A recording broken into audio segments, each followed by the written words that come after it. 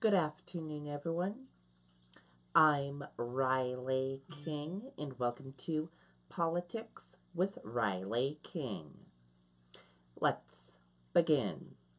Stormy Daniels' attorney, Trump basher Michael Avenatti, may run for president.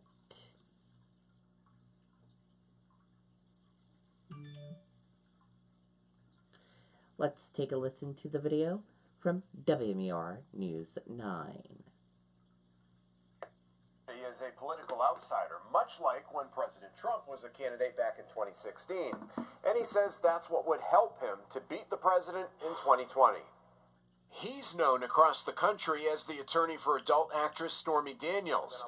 Now, Michael Avenatti wants to get to know the people of New Hampshire as he considers a White House run. The party's got to nominate somebody that's a fighter that can take the fight to the sky. The 47-year-old California lawyer is a Democrat. He was in Iowa Thursday visiting the state's fair. This is not some stunt or publicity stunt. I'm not doing this to gain additional notoriety. I don't need any additional notoriety. Through the Daniels lawsuit against President Trump, Avenatti has become an outspoken critic of Mr. Trump. He promised the American people the best of the brightest, and he delivered people like Michael Cohen and Rudy Giuliani.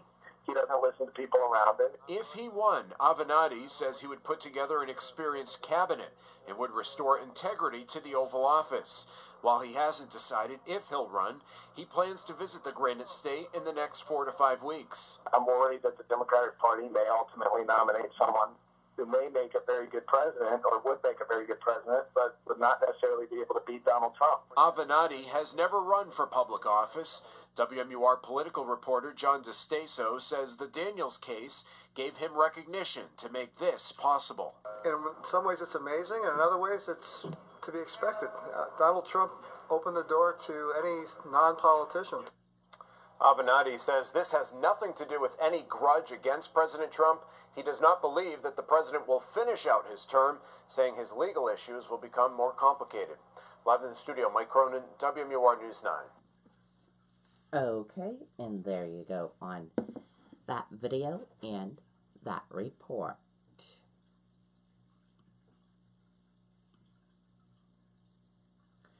A merit pay bump will keep Spilka Chandler salaries closer.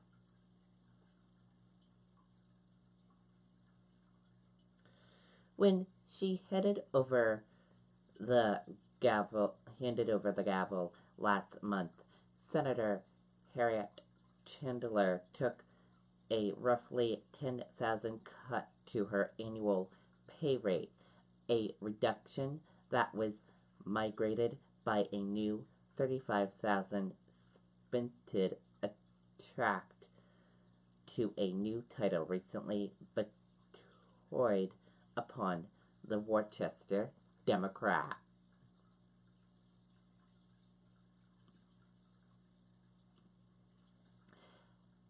Tense confrontation occurs aimed peaceful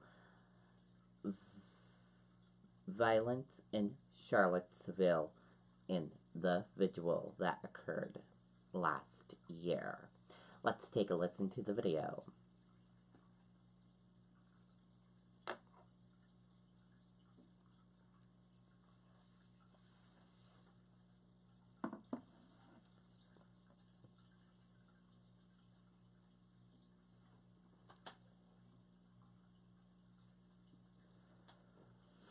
Stay organized all year long with a Shed. Shed Happens is Maine's leading manufacturer and retailer of the highest quality custom wood and vinyl storage sheds. No more snow blowers, lawn mowers, and tools taking up space in your garage or cluttering your yard. Store it all in a shed. Buy with ease with our rent-to-own financing. Visit ShedHappens.com for ideas and information, or visit us in person.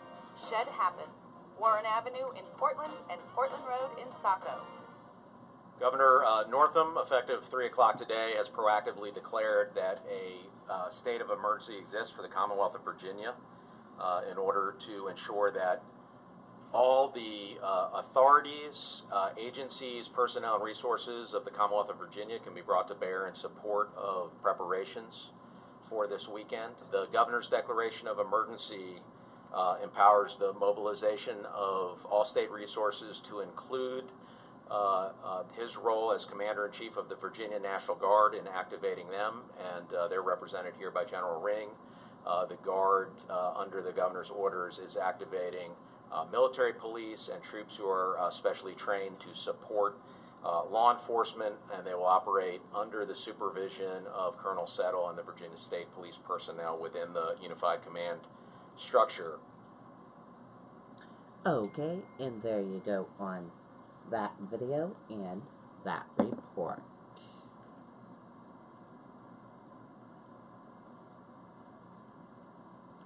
Trump said blame on both sides in Charlottesville. Now anniversary puts him on spot.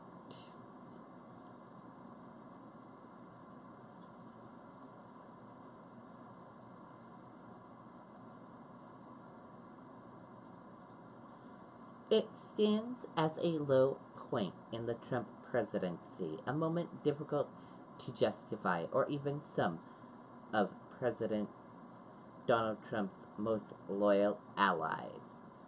Aimed imagery of violent confrontations, and 2 days after the death of a young woman protesting against a massive white supremacist rally in Charlottesville, Virginia, Trump stood in the lobby of Trump Tower in Manhattan and drew the most infamous equivalence of his time in office.